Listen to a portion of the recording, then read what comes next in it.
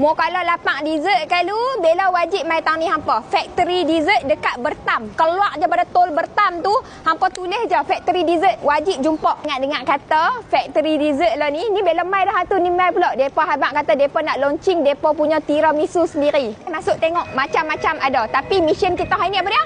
Tiramisu. Assalamualaikum. Kat sini hampa nak lepak makan di luar boleh, nak healing-healing. Kalau tak mau hangat-hangat masuk dalam. Panas. Tak lagi cayak dekat kami. Jom.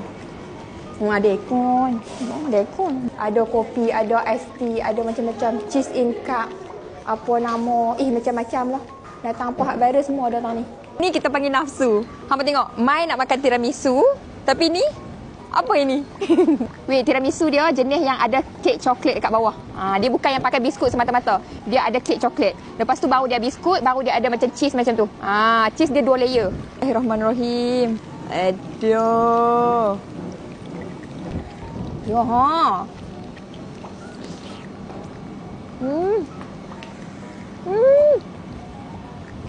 Lemak-lemak cheese dia tu penuh with cheese dia. Lepas tu dia tak manis sangat tau. Bella sebenarnya tak suka makan tiramisu sebab Bella tak suka kopi. Tapi ni dia tak rasa kuat sangat kopi dia. Dia rasa macam coklat-coklat. Sedap gila.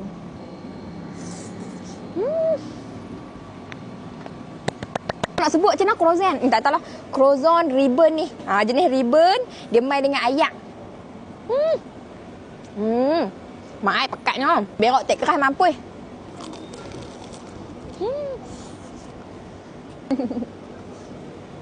Tak weh. Apa boleh pilih macam-macam filling weh. Bella pilih pistachio.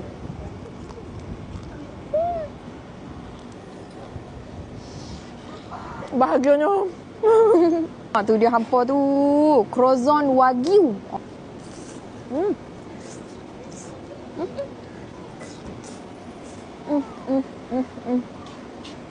Kan boleh aku. Penuh daging kat dalam. Dia tak kedekut. Ni Bella tak pernah jumpa lagi. Bella tanya depa tak saat ni datang apa. Depa kata ni depa buat sendiri ni. Cookies. Dia croissant. Apa nampak? Dia siap ada dengan soft cookies dekat dalam. Macam tu.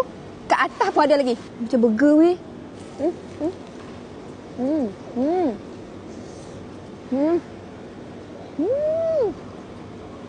Tengok tu cookies. Cookies kat atas croissant.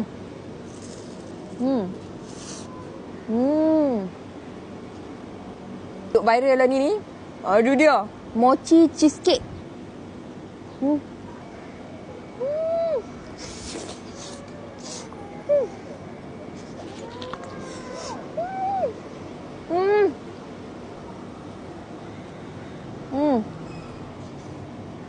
Belum Bella nak habiskan video Bella nak cerita juga. Factory dessert ni depa supply juga. Macam kalau kata hampa hak ada kafe ataupun baru nak buat kafe ataupun hampa teringin nak meniaga barang-barang dessert, hampa mai kat depa. Depa boleh tolong supply kat kita. Hampa nak lagu mana? Habaq mai. Hampa nak jual tiramisu. Contoh, hampa nak jual dalam kad lagu ni. Hampa boleh mai kat depa boleh buat dan juga bagi harga yang best dan yang pastinya produk muslim, orang muslim kita, orang Islam, depa tolong supply. Siapa-siapa yang ada kafe nak buat dessert apa-apa mai cari kat sini, okey?